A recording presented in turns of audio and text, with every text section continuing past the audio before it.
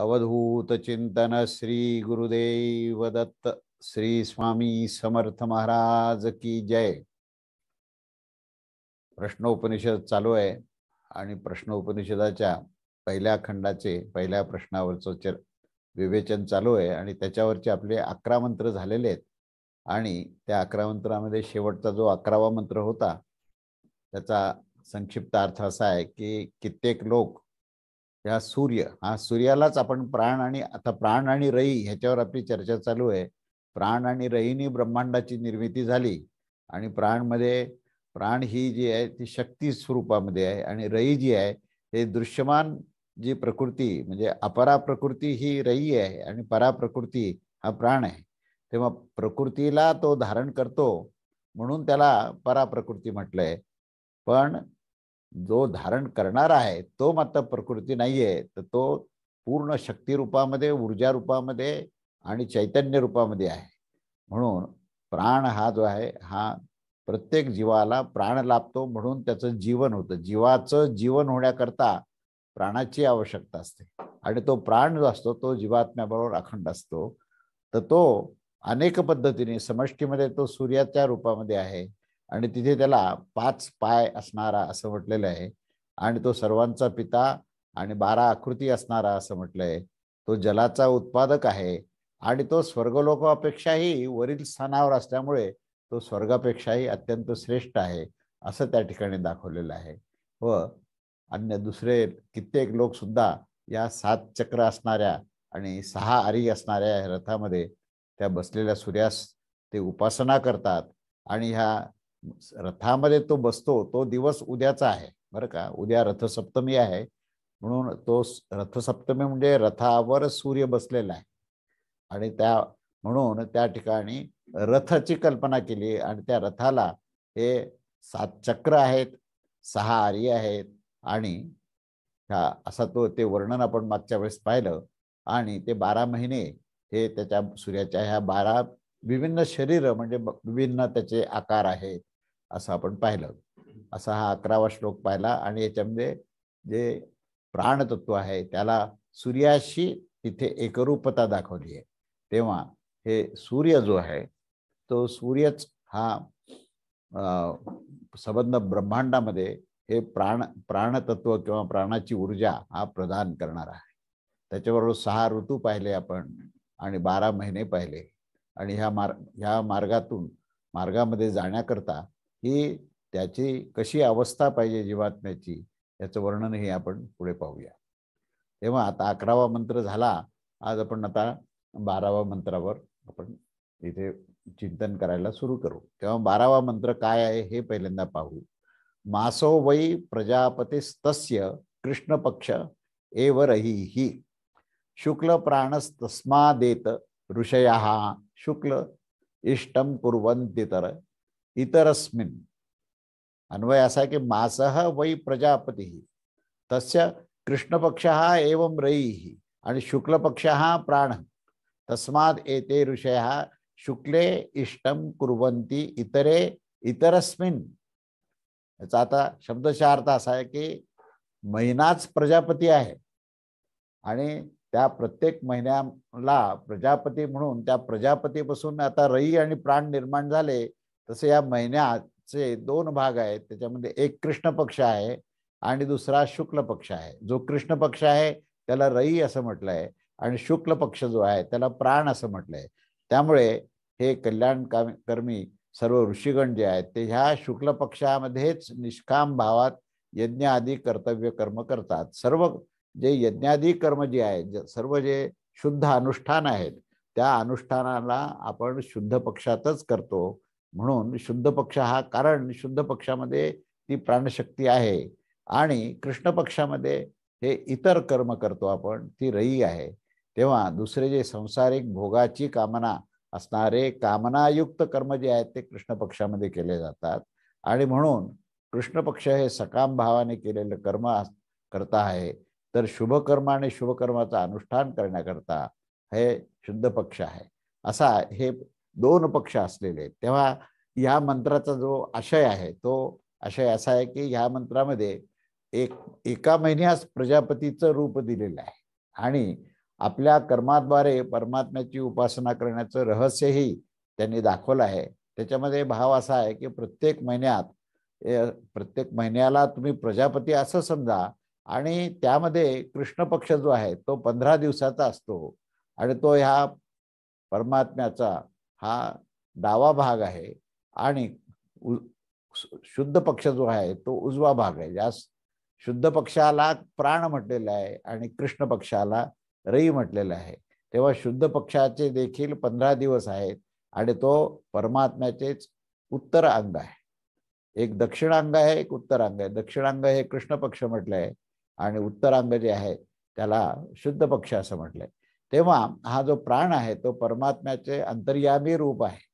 म्हणजे परमात्म्यापासून जी ऊर्जा निर्माण झाली, जो आविष्कार झाला परमात्म्यापासून, जे सच्चिदानंद तत्व जे आहे ते जसंच्या तसं हे आविष्कारात आलं, तर ते आविष्कारात येणारं जे काही स्वरूप आहे तेच प्राण आहे. आणि तो प्राण जो आहे तो जीवात्म्याशी नेहमी निगडीत असतो. जीवात्मा याला स्वतःला कोणतीच क्रिया करण्याची क्षमता नाहीये. तेव्हा जीवात्म्याची जीवनात रूपांतर होण्याचं कारण जे आहे ते प्राण आहे, आणि तो प्राण हेच परमेश्वराचा आविष्कार आहे. त्यामुळे जो प्राण आहे तो अत्यंत कल्याणमयी असून ऋषीगण जे आहेत ते प्राणाची उपासना करतात. म्हणून शुद्ध पक्ष आणि कृष्ण पक्ष जे मानलेले आहेत, तर शुद्ध पक्षाला जो आहे तो प्राणाचं तिथे रूपक दिलेलं आहे, आणि शुद्ध पक्षामध्ये ऋषीगण हे कल्याणमय कर्म असं करतात. आणि रईस्थानीय जो आहे तो सर्व भोगपदार्थ जेवढे आहेत ते भोगपदार्थ हे कृष्ण पक्षामध्ये असतात. तेव्हा विरक्त होऊन प्राणस्थानीय सर्वात्मरूप परब्रह्मास आवडणारे जे आहे ते हे शुद्ध पक्ष आहे, आणि ते सर्वच समस्त शुभ कर्मास शुक्ल पक्षातच ते करत असतात. अर्थात शुक्ल पक्षस्थानीय प्राणाधार परब्रह्म परमेश्वरासच ते अर्पण करत असतात, आणि ते स्वयं त्या कर्माच्या फलाची इच्छा कधीही करत नसतात. तर ते निष्काम आणि अनासक्त असतात. जो गीतेमध्ये कर्मयोग सांगितला आहे तो कर्मयोगाचा आधारच जो आहे तो प्राण आहे. त्याच्यामध्ये प्राणतत्वाशी अभिन्नता प्राप्त झाली तर तुम्ही अनासक्त आणि निष्काम आपोआपच व्हाल. कारण प्राणतत्व हा परमेश्वराचाच आविष्कार आहे, आणि तो पूर्णत्वाला घेऊन जाणार आहे. त्याच्यापेक्षा जो भिन्न असलेला जो भोगासक्त मनुष्य असतो ना, तो मात्र कृष्ण पक्षामध्ये, अर्थात कृष्ण पक्षाच्या स्थानीय स्थूल पदार्थाच्या प्राप्तीच्या उद्देशाने तो सर्व प्रकारचेच कामकर्म करत असतो. याचेच वर्णन गीतेमध्ये स्वर्गपराहा असं संबोधन केले आहे. दुसऱ्या अध्यायाच्या 42 ते 44 या श्लोकामध्ये त्या ठिकाणी स्वर्गपराहा असं संबोधन हे कृष्ण पक्षाच्या या संबंधात केलेलं आहे. आणि म्हणून हे जे दोन भाग आहेत, एक जो भाग आहे तो शुक्ल पक्ष तो प्राण आहे, आणि कृष्ण पक्ष जो आहे तो रई आहे. तेव्हा ह्या चंद्रकिरणाचा संबंध हा कृष्ण पक्षाशी आहे. हा कृष्ण पक्षामध्ये चंद्र जे आहे तो पौर्णिमा झाली की कृष्ण पक्ष सुरू होतो, आणि तो तुम्हाला त्या ठिकाणी आपल्या किरणाने ही उद्विग्नता घालवण्याकरता प्रसन्नता देण्याकरता असतो, आणि आपल्या कार्यामध्ये कुठलीही कामना पूर्ण करण्याकरता म्हणून या कृष्ण पक्षामध्येच हे अशा प्रकारची ही रईची साधना केली जाते. आणि रईमध्ये सुद्धा प्राणाशिवाय कार्य होत नाही हे लक्षात घ्या. त्या प्राणाशिवाय रई सुद्धा ही राहू शकत नाही. तर रईशिवाय प्राण स्वतंत्रतेने देखील काम करण्याकरता प्राणाला सुद्धा रईची माध्यम आहे. म्हणजे आपण जीवात्म्याचा जेव्हा जीव हा विषय घेतो तर त्याच्यामध्ये जीव आणि आत्मा असे दोन गोष्टी आहेत. जीव जो आहे ते रई आहे, आणि आत्मतत्व जे आहे ते प्राण आहे. म्हणून जीवात्मा म्हणजेच रई आणि प्राण, आणि म्हणून रईशिवाय प्राण देखील स्वतंत्रतेने काम करण्याची त्याला आवश्यकता नाहीये. आत्मा मात्र प्राणाच्या मदतीने रई निर्माण करू शकतो, आणि तो कार्यानुसार हे दोन पक्ष जे मांडलेले आहेत ते दोन पक्ष म्हणजे दोन पंधरवाडे आहेत. त्याला धारण करणारा जो महिना आहे त्यालाच प्रजापती असं म्हटलेलं आहे. आणि वर्षाच्या बाबतीत सुद्धा वर्षामध्ये सुद्धा हे दोन भाग आहेत. वर्षाला सुद्धा संवत्सराला सुद्धा आपण पाहिलं की संवत्सराला सुद्धा त्या ठिकाणी प्रजापती मानलाय, आणि त्याच्यामध्ये सुद्धा दक्षिणायन आणि उत्तरायण. तर दक्षिणायन हा रईचा भाग आहे, आणि उत्तरायण जो आहे तर तो प्राणाचा भाग आहे. आता सध्या आपण उत्तरायणामध्ये आहोत सध्या, आणि आता उद्या उत्तरायणाच्या कारणानेच हा सूर्य जो आहे तो रथावर बसून तो अतिशय वेगाने आता जायला लागेल. दिवस हा मोठा मोठा होईल, रात्र ही लहान व्हायला लागेल, असा हा सध्याचा उत्तरायणाचा काळ आहे. आणि ह्या ठिकाणी प्राणतत्वाची म्हणजे प्राणायाम इतरक्त अशा प्रकारची साधना करण्याचा हा काळ आहे आणि अतिशय प्रसन्नता प्राप्त करण्याचा हा काळ आहे. आता पुढचा मंत्र पाहूया. अहोरात्रौ अहोरात्रो वै प्रजापतिस्तस्य तस्या हरेव प्राणोर रात्रिरेव रैः प्राणं वा एते प्रस्कंदन्ति ये दिवारत्या संयुञ्जन्ते ब्रह्मचर्यम एव तद्यद्रात्रौ रत्या संयुज्यन्ते. अहोरात्रः अन्वय अहोरात्रः वै प्रजापति तस्य अह एव रात्रिः एव रैः ये दिवारत्या संयुज्यन्ते एते वै प्राणं प्रस्कदन्ति रत्या संयुज्यन्ते तत् ब्रह्मचर्यम एव. आता या ठिकाणी दिवस आणि रात्र या दोन गोष्टीचा इथे उल्लेख आहे. दिवस व रात्रीचा जो जोडा आहे तोच प्रजापती आहे. त्याचा दिवसच प्राण आहे आणि त्याची रात्रच ही रई आहे. त्यामुळे जो दिवसा स्त्री सहवास करत असतो ते लोक प्राणास खरोखर क्षीण करत असतात, आणि जो मनुष्य रात्री स्त्री सहवास करत असतो तो खऱ्या अर्थाने ब्रह्मचर्याचंच पालन करतो, असं त्या ठिकाणी सांगितलंय. ह्या मंत्रामध्ये आशय असा आहे की ह्या मंत्रामध्ये दिवस आणि रात्री रूप हे 24 तासाच्या काळाचं वर्णन केलेलं आहे आणि ह्याला प्रजापती म्हटलेलं आहे आणि ती परमेश्वराची स्वरूपाची कल्पना आहे. अशीच कल्पना करून जीवन उपयोगी कर्माच्या रहस्य या ठिकाणी सांगितलं आहे. की ह्या ठिकाणी भाव असा आहे की हा दिवस व रात्र मिळून जगत उत्पत्ती परमेश्वराचं पूर्ण रूप असं आहे. आणि त्याच्यापैकी दिवस तर समजा की तो प्राणच आहे आणि त्या ठिकाणी प्राणाची उपासना करण्याचा तो भाग आहे.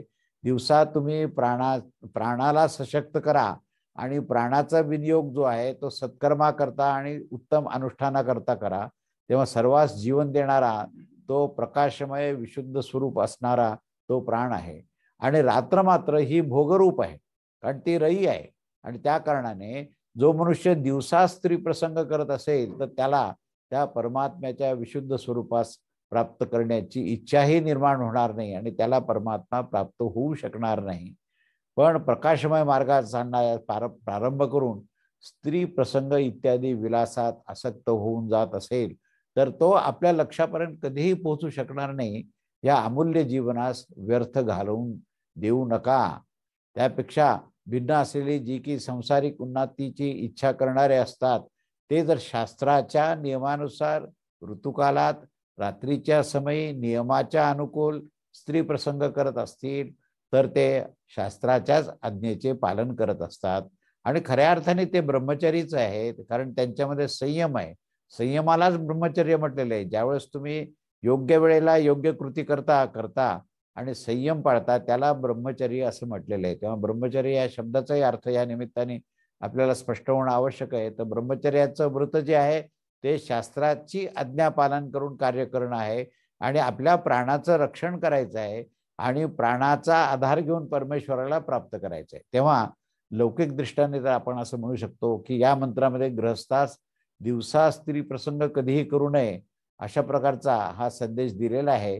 आणि म्हणून इथे आपल्या आचरणाचा विषय तिथे घेतला आहे आणि शास्त्राच्या अनुसार त्यांनी नियम कसा पाळावा आणि त्या संयमित रूपाने केवळ संतानाच्याच इच्छेने करण्याचा उपदेश केला आहे. संतान प्राप्त होण्याकरताच इथे या ठिकाणी उपदेश केला आहे. तेव्हा त्याची गणना ही ब्रह्मचर्यामध्ये केली जाते. तेव्हा हा विषय अतिशय महत्त्वाचा आहे. प्रत्येक ग्रस्थाश्रमी लोकांनी ह्याचा अभ्यास करणं आवश्यक आहे आणि तेव्हाच जो आहे तो प्रजापतीचा हा सगळा जो काही उद्देश आहे तो परिपूर्ण होईल. त्याच्या प्रजापतीच्या उद्देशामध्ये हा तुमचीच प्राणाचं रक्षण करणे, प्राणाचं त्या ठिकाणी प्रसन्नता प्राप्त करणे आणि त्याच्यातून परमेश्वर प्राप्त करायचं आहे. आणि परमेश्वराच्याच त्या कार्यामध्ये ही प्रजासुद्धा ही तेवढीच दैदिप्यमान आणि उत्तम अशी निर्माण झाली पाहिजे आणि प्रजा निर्माण करण्याकरता स्त्री प्रसंग असावा, दुसरा अन्यथा नसावा, भोगप्राप्ती करता नसावा, असा फार महत्वपूर्ण संदेश या ठिकाणी या 13व्या मंत्रात दिलेला आहे. त्याच्यानंतर आता पुढचा मंत्र बघूया. 14वा मंत्र असा आहे, अन्नं वै प्रजापतिस्ततो हवै तद्रे तस्तस्माद् दिमाः प्रजाः प्रयायन्त इति. अन्वय असा की अन्नं वै प्रजापतिः हततः वै तत् रेतः तस्मात् इमाः प्रजाः प्रजायन्ते इति. अन्नच हे प्रजापती आहे. अन्नाला प्रजापतीचं आता या ठिकाणी रूपक दिलेलं आहे. कारण की अन्नापासूनच वीर्य उत्पन्न होतं आणि त्या वीर्यापासूनच संपूर्ण चराचर प्राणी उत्पन्न होते. म्हणून ह्या प्रजेच्या निर्मितीकरता अन्नच कारणीभूत आहे. म्हणून अन्नाला इथे प्रजापती असं म्हटलंय आणि त्या प्रजापतीपासून या संबंध प्रजेचं निर्माण होतं म्हणून तो प्रजापती आहे.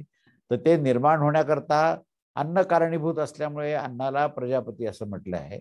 आणि अन्नापासून वीर्य आहे आणि वीर्यापासून प्रजा आहे, असा तो मार्ग आहे असं या ठिकाणी ह्या मंत्रात सांगितलं आहे. तेव्हा याचा आशय असा आहे की ह्या मंत्रामध्ये अन्नास प्रजापतीचे स्वरूप दाखवून अन्नाची महिमा सांगून पुढे निवेदन करतात की हे सर्वच प्राण्याचा आहार रूप अन्नच असतो.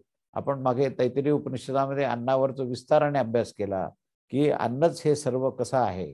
तर अन्नमय कोशाचं वर्णन करताना आणि शेवटी आपण शेवटच्या वल्लीमध्ये भृगुवल्लीमध्ये आपण पाहिलं की अन्नाचं अनन्यसाधारण महत्व आहे. इथे तेच या ठिकाणी संदर्भ दिला आहे की अन्न हेच आहार रूप आहे आणि तो सर्व प्राण्यांचं संरक्षण करणारा आहे. आणि अन्न ह्यालाच प्रजापती म्हटलं आहे कारण अन्नापासूनच वीर्य उत्पन्न होतं आणि वीर्यापासूनच सर्व चराचर प्राणी उत्पन्न होतात. त्या कारणाने अन्नास प्रजापती असं मानल्या गेलेलं आहे. असा हा मंत्र आहे. तेव्हा या मंत्रामध्ये आपल्याला अन्नाचं महत्व देऊन अन्नाला प्रजापती हे सांगून त्या ठिकाणी सबंध जीव मात्र हे त्या अन्नातून निर्माण होतात हे फार महत्वाचं या ठिकाणी विधान केलेलं आहे. आता पुढे आपण जाऊया की आता पूर्वी दाखवलेल्या ह्या 2 प्रकारच्या साधकास मिळणाऱ्या पृथक पृथक फळाचं वर्णन इथे केलेलं आहे. कारण 2 प्रकारच्या साधना सांगितल्या पूर्वी, त्याचं फळ काय हे इथे ह्या 15व्या मंत्रामध्ये सांगितलंय. तद्दे हवै तत्प्रजापती वृतम चरंती ते मिथुनम उत्पादयते तेषामे वैश ब्रह्मलोको येषाम तपो ब्रह्मचर्यम येषु सत्यम प्रतिष्ठितम. आता याचं ब्रह्मलोकामध्ये जाण्याचं फळ कसं आहे हे याच्या ठिकाणी वर्णन केलंय. तेव्हा याचा अन्वय असा आहे की तत् ये ह वै तत् प्रजापती व्रतम चरंती मिथुनम उत्पादयन्ते येषाम तपहा ब्रह्मचर्यम येषु सत्यम प्रतिष्ठितम तेषाम एव एषः ब्रह्मलोकः. तेव्हा त्या अन्वयाचा शब्दशः अर्थ असा आहे की जो कोणीही निश्चयपूर्वक त्या प्रजापतीच्या व्रताचे अनुष्ठान करत असतो ते त्या जोडीस उत्पन्न करतात. आणि ज्यांच्यामध्ये हे तपश्चर्या करण्याचं बळ आहे म्हणजेच जे ब्रह्मचर्य पाळतात त्यांच्यात सत्य प्रतिष्ठित होतं आणि ज्यांच्यामध्ये सत्य प्रतिष्ठित होतं त्यांनाच ब्रह्मलोक प्राप्त होतो. असं हे पूर्ण त्या ठिकाणी क्रमवार सांगितलंय. म्हणजे या मंत्राचा आशय असा आहे की जे कोणी लोक हे संतान उत्पत्ती रूप प्रजापतीचं अनुष्ठान करत असतात, अर्थात स्वर्गादी लोकांच्या भोगाच्या प्राप्तीसाठी शास्त्रविहित शुभकर्माचं जे आचरण करत असतात, नियमाच्या अनुसार जे स्त्री प्रसंग करत असतात आणि त्या भोगाचा उपभोग घेत असतात, ते तर पुत्र आणि कन्यारूप जोडीस उत्पन्न करून प्रजेची वृद्धी करत असतात. आणि जे यांच्यापासून भिन्न आहेत, ज्यांच्यामध्ये ब्रह्मचर्य आणि तप भरले आहे, ज्यांचे जीवन सत्यमय आहे आणि जे सत्यस्वरूप परमेश्वरास आपल्या हृदयामध्ये नित्य स्थिर असलेलं पाहत असतात, त्यांना मात्र तो ब्रह्मलोक मिळतो. म्हणजेच त्यांना परमपद परमगती अशी मिळत असते. इतर दुसऱ्या सकाम करणाऱ्यांना ती मिळू शकत नाही. म्हणजे ह्या ठिकाणी उपलब्धी काय आहे हे सांगितलंय की उपलब्धीमध्ये मुख्य त्याची जर उपासना जर प्राणतत्वाशी निगडीत असेल, जर त्याची उपासना कृष्ण पक्ष सोडून जो शुद्ध पक्ष जो आहे त्याच्यामध्ये त्याची उपासना होत असेल आणि तो स्थितप्रज्ञ अवस्थेमधून तो शास्त्राचं पूर्णपणे अवलंबन करून तो शास्त्राच्या अनुसार आचरणाने आणि अखंड परमेश्वराच्या अनुसंधानाने आणि तो सत्याचं अनुसरण करतो. इथे सत्य या शब्दाला फार महत्व आहे की सत्याचाच केवळ स्वीकार करतो आणि असत्याचा सर्वस्वी त्याग करतो, त्यांना मात्र ब्रह्मलोक प्राप्त होतं. ब्रह्मलोक हा अंतिम लोक आहे की त्याच्यानंतर पुढे परमेश्वराशीच एकरूपता आहे. तेव्हा ब्रह्मलोकाची प्राप्ती त्या सत्याचं आचरण करणाऱ्यालाच मिळते, अशी या ठिकाणी सिद्धांत सांगितला आहे. म्हणून आपल्याला परमेश्वर जर प्राप्त करायचा असेल तर आपल्याला सत्याचं आचरण करावं लागेल, शास्त्राचं आचरण करावं लागेल आणि आपल्याला जे काही प्रजेची निर्मिती जरी करायची झाली तरी ती शास्त्राच्या अनुसार असली पाहिजे. त्या ठिकाणी शास्त्रात, शस्त्रात, तंत्रात, मंत्रात, उपासनेत, ब्रह्मचर्येत हे सर्व जे ह्या गोष्टी आहेत हे ह्या विवेकाला धरून आहेत आणि त्या बुद्धीमध्ये विवेक असावा आणि चारी पुरुषार्थ सिद्ध करण्याची वृत्ती असताना तिथे निष्काम आणि अनासक्त भाव असावा, असं या ठिकाणी म्हटलेलं आहे. त्यामुळे ह्या सगळ्या गोष्टीमध्ये आपली ही धारणा आणि भूमिका ही अतिशय स्पष्ट पाहिजे. जोपर्यंत ही स्पष्ट नाही तोपर्यंत मनुष्य गोंधळात असतो आणि तो इथल्या इथेच म्हणजे या भूलोकातून स्वर्गलोकात आणि स्वर्गलोकातून भूलोकात इथेच त्याच्या येरझाऱ्या चालू असतात, गमन आणि आगमन चालू असतं. त्याचं गमन आगमन थांबत नाही जोपर्यंत तो निष्काम अनासक्त होत नाही. आणि निष्काम आणि अनासक्त ह्या दोन शब्दाबद्दल मी पूर्वी बराच वेळा सांगितलं की हे दोन्ही जे लक्षण आहेत हे ब्रह्मतत्वाचेच लक्षण आहेत, ब्रह्मस्वरूपतेचेच लक्षण आहे. म्हणून जो अनासक्त निष्काम असतो तो ब्रह्मलोकातच जातो आणि तोच सत्याचं आचरण करू शकतो, तोच सत्याला तो अवलंबन करत असतो. अशा प्रकारचं हे वर्णन ह्या 15व्या मंत्रात आहे. आता 16वा मंत्र जो आहे हा ह्या पहिल्या प्रश्नाचा अंतिम श्लोक आहे. त्याच्यामध्ये काय म्हणतात ते बघूया आपण. तेषामसौ विरजो ब्रह्मलोको न येषु जिम्मम अनृतम न माया चेती. येषु अन्वय असं की येषु न जिम्मम अनृतम च न माया तेषाम असौ विरजहा ब्रह्मलोकाः इति. म्हणजे ज्याच्यामध्ये कुटिलता नसते, जो खोटेपणाचा कधीही अवलंबन करत नाही, तसेच माया ज्याच्यामध्ये माया कपट इत्यादी ज्या गोष्टी आहेत त्याचा यत्किंचितही ज्याचा संबंध नसतो त्यालाच ते विशुद्ध विकाररहित ब्रह्मपद प्राप्त होतं आणि त्यालाच ते तो ब्रह्मलोक मिळतो. म्हणजे त्यांनी हेही सांगितलं काय असलं पाहिजे आणि काय नसलं पाहिजे. म्हणजे नेहमी सांगताना की सत्य बोला आणि असत्य बोलू नका हेही सांगावं लागतं. नाही तर फक्त सत्य बोला म्हटल्यानंतर आम्हाला असत्य बोलू नका असं कुठे सांगितलंय. म्हणून कोर्टामध्ये सुद्धा ज्यावेळेस शपथ घेतली जाते जे मी सांगेन ते सत्य सांगेन आणि सत्याच्या व्यतिरिक्त अन्य मी सांगणार नाही हे दोन्ही सांगावं लागतं. तसं हा 15वा मंत्र आणि 16व्या मंत्रामध्ये 15व्या मंत्रामध्ये सांगितलं की सत्याचं अवलंबन करणारा, शास्त्राचं अवलंबन करणारा आणि या 16व्या श्लोकामध्ये असं म्हटलंय की त्या ठिकाणी कुटिलता असू नये, खोटेपणा असू नये, कपट असू नये, मायाजाल पसऱ्याची वृत्ती असू नये, ह्याचा संबंध ज्याचा यत्किंचितही नाही, जो विकाररहित आहे त्यालाच ब्रह्मलोक प्राप्त होतो असं या ठिकाणी म्हटलंय. म्हणून या मंत्राचा आशय आहे की ज्याच्यामध्ये कुटिलतेचा लवलेशही नाही, जो स्वप्नात देखील मिथ्या भाषण करत नसतो, ऐकतही नसतो आणि असत्यमय आचरणापासून सदैव तो दूर असतो, ज्याच्यामध्ये रागद्वेष आणि विकार यांचा सर्वथा अभाव असतो, जो सर्व प्रकारचे छल कपटापासून अलिप्त असतो, त्यांनाच तो विशुद्ध विकाररहित ब्रह्मलोक प्राप्त होतो. परंतु ह्याच्या विपरीत लक्षणाने जो असतो म्हणजे जे कपटी असतात वगैरे वगैरे, जे हे काय नसावं हे सांगितलं आणि काय नसावं हे ज्यांच्याकडे असतं त्यांना मात्र चुकूनही ब्रह्मलोक मिळत नाही. अशा प्रकारे हा पहिल्या प्रश्नाचं या ठिकाणी पूर्ण वर्णन केलेलं आहे. पहिला प्रश्न जो विचारला होता तो काय विचारला होता प्रश्न पिप्पलाद ऋषींना की या ब्रह्मांडातली प्रत्येक वस्तू, प्रत्येक अणुरेणू हा जो आहे तो कसा काय निर्माण झाला आणि तो निर्माण करण्यामध्ये परमेश्वराचं नेमकं काय त्या ठिकाणी कार्य होतं आणि त्या निर्माण झालेल्या ह्या ब्रह्मांडामध्ये कोणते कोणते घटक आहेत, असा हा खरा प्रश्न होता मूळ. कदंब आणि कात्यायनीच्या वंशातला हा, कात्यायनी त्याला म्हटलेलं आहे, तो कदंब जो आहे तो पिप्पलाद ऋषींना त्यांनी हा पहिला प्रश्न विचारला आहे. आणि ह्या पहिल्या प्रश्नाचं विस्ताराने वर्णन केलंय की रई आणि प्राण ह्या दोन गोष्टी सांगितल्या. ह्या रई आणि प्राणाने ते ब्रह्मांडातले प्रत्येक पदार्थ, म्हणजे तिथे फक्त जीवच नाहीये, त्या ठिकाणी अणुरेणूचा सुद्धा उल्लेख आहे.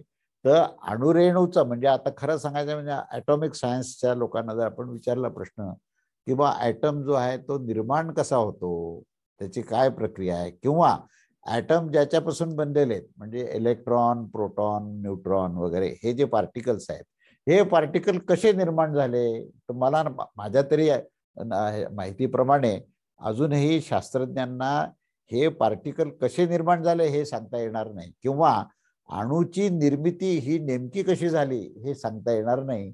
तर आपल्या ह्या प्रश्नाचं मुळातून प्रश्नच हा, अणुरेणू कसे निर्माण झाले, हे जीव मात्र कसे, पहिला जीव कसा निर्माण झाला, किंवा जीवाची निर्मिती कशी झाली. तर हा जो प्रश्न आहे ना, हा प्रश्न आधुनिक विज्ञानाने आजही सोडवलेला नाही. याचं कारण असं आहे की आधुनिक विज्ञानाचा जो अभ्यास होतो तो पंच ज्ञानेंद्रिय आणि पंच कर्मेंद्रिय ह्या दोन्हीचा उपयोग करूनच केला जातो. आणि हे दोन्ही जे आहे, पंच ज्ञानेंद्रिय आणि पंचकर्मेंद्रिय म्हणजे दशेंद्रिय, मन, बुद्धी, चित्त, अहंकार, म्हणजे हे 14 तत्व आहेत. या 14 तत्वाचाच सायंटिस्ट उपयोग करतात, ह्याच्या पलीकडच्या गोष्टीचा उपयोग करत नाहीत. आता हे 14 तत्व काय आहेत, तर ते प्रकृतीच्या चे घटक आहेत. हे 14च्या 14 तत्व हे प्रकृतीचे घटक आहेत.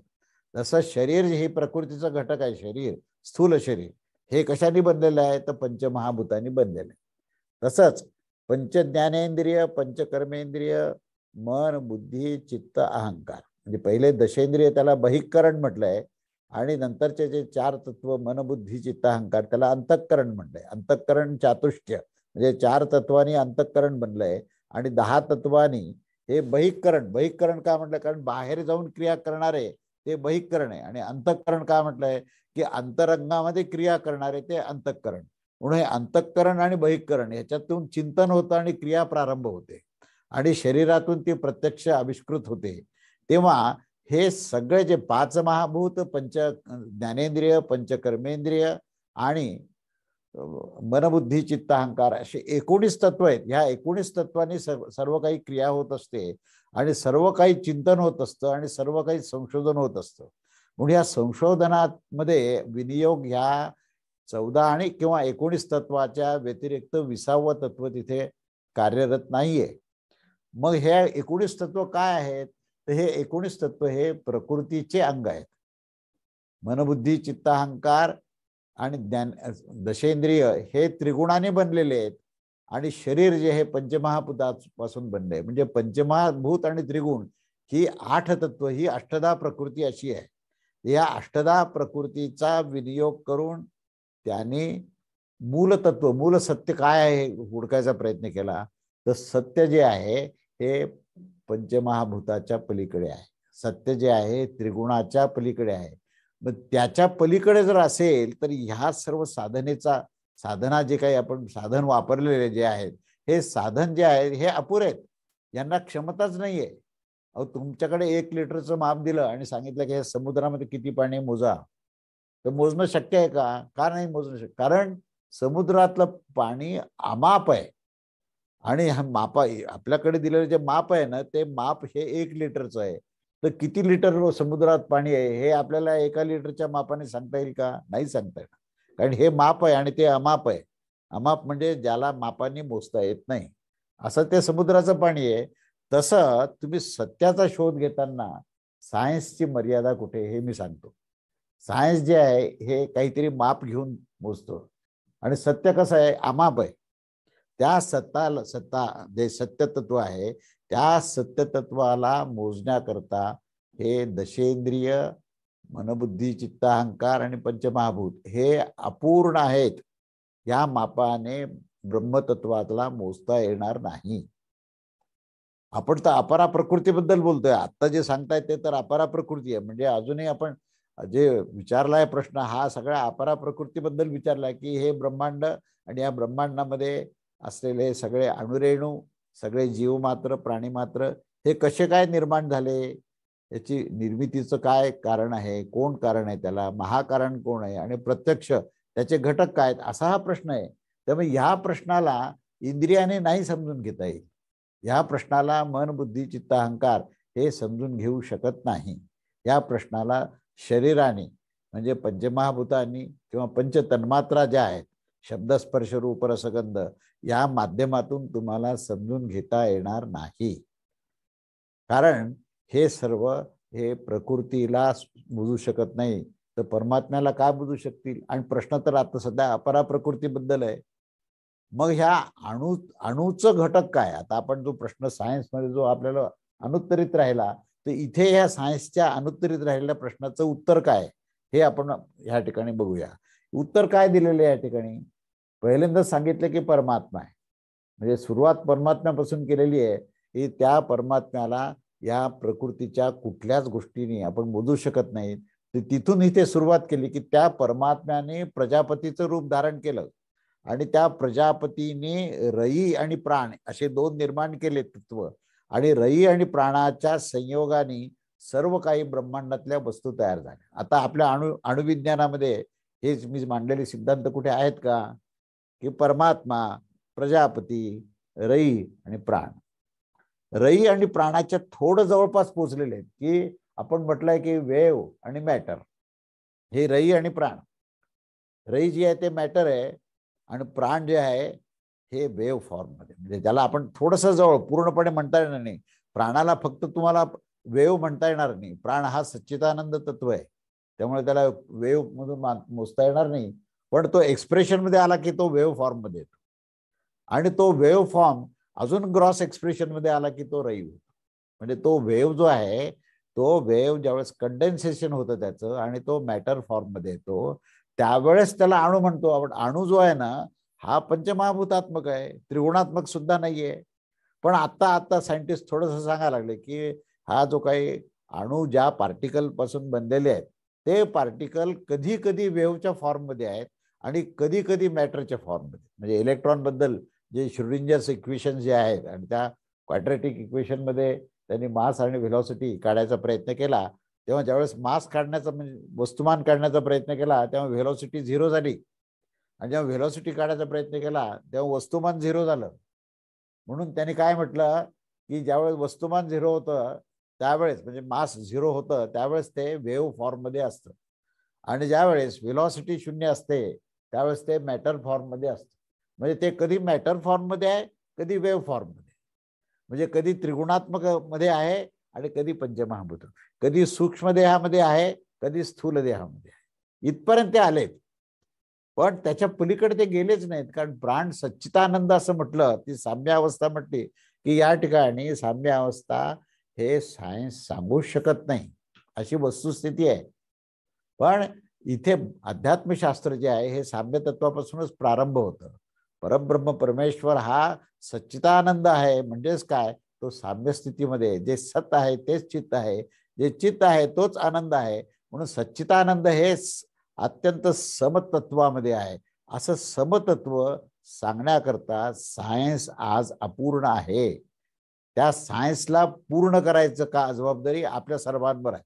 म्हणून आपण अध्यात्मशास्त्राचं अध्ययन का करायचं, की या अध्यात्मशास्त्राचा विनियोग या सायन्सला आणखीन प्रगल्भ करायचा आहे. आणि या सायन्स, कारण सायन्सने कार्य पूर्ण केलेलं, म्हणजे सायन्सवर टीका नाही आहे, पण सायन्सची मर्यादा आहे, त्याची जी अपर्याप्त जो आहे त्याला परिपूर्ण जर करायचं असेल तर त्याला अध्यात्मशास्त्राचे सर्व सिद्धांत घेऊन त्याला परिपूर्ण करावं लागेल. म्हणून त्या ठिकाणी अणू कसा निर्माण झाला, तर अणू रई आणि प्राण याच्यापासून त्या अणूमध्ये प्राण आहे आणि त्या अणूमध्ये पंचमहाभूत आणि त्रिगुण आहेत. रई जी आहे ही पंचमहाभूत आणि त्रिगुणाने बनलेली आहे, म्हणजे वेव्ह फॉर्म आणि पार्टिकल म्हणजे मॅटर फॉर्म हे दोन आहेत, ते रई आहे.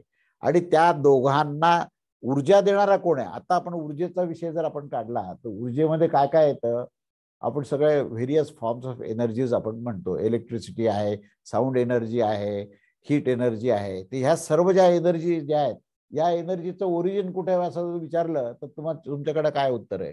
हे सगळ्या ज्या एनर्जी ज्या आहेत ह्या कुठल्या मूळ स्थानापासून त्या निघाल्या आणि तिथून त्या निर्माण होऊन त्यांनी कार्य करायला सुरुवात. विद्युत आहे, विद्युत आकाशामध्ये विद्युत दिसतं, पण ह्याची निर्मिती कुठून झाली?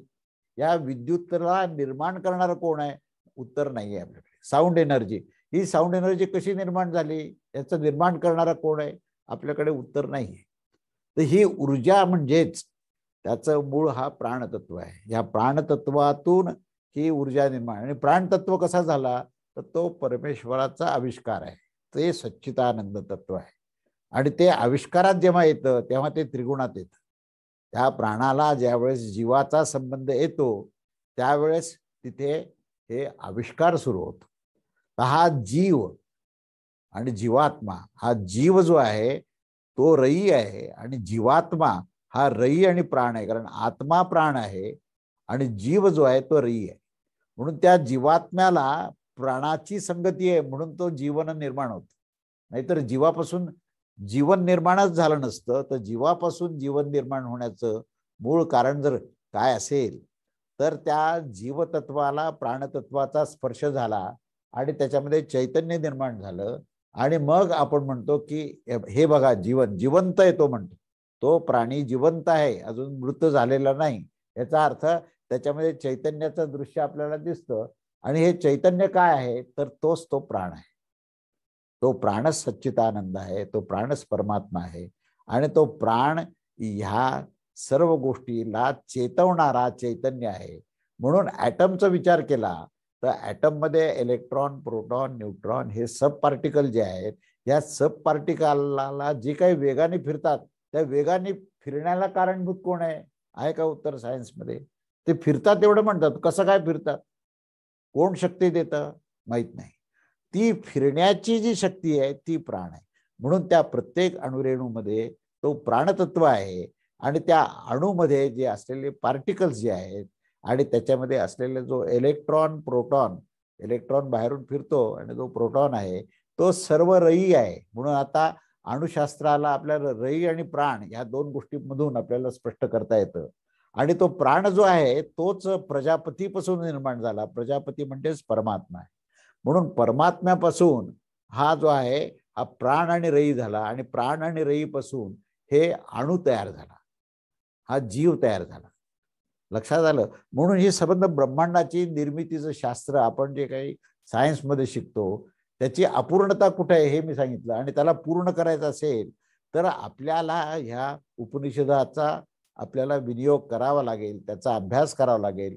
तरच तुम्हाला हे शास्त्र परिपूर्ण करता येईल. सायन्सला जर परिपूर्ण करायचं असेल तर तुम्हाला प्राणतत्व समजलंच पाहिजे.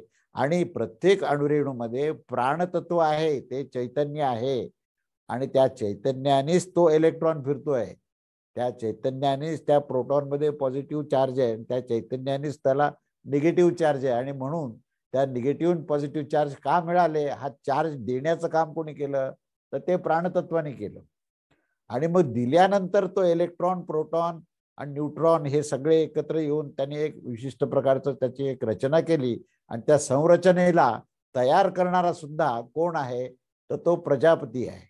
आता ह्याला तयार करणारा कोण आहे हे कळालं पाहिजे. तो प्रजापती. प्रजापतीने आपल्यातून प्राण काढला आणि रई काढला. आणि प्राण आणि रई म्हणजेच इलेक्ट्रॉन, प्रोटॉन, न्यूट्रॉन या सगळ्यांची संरचना केली.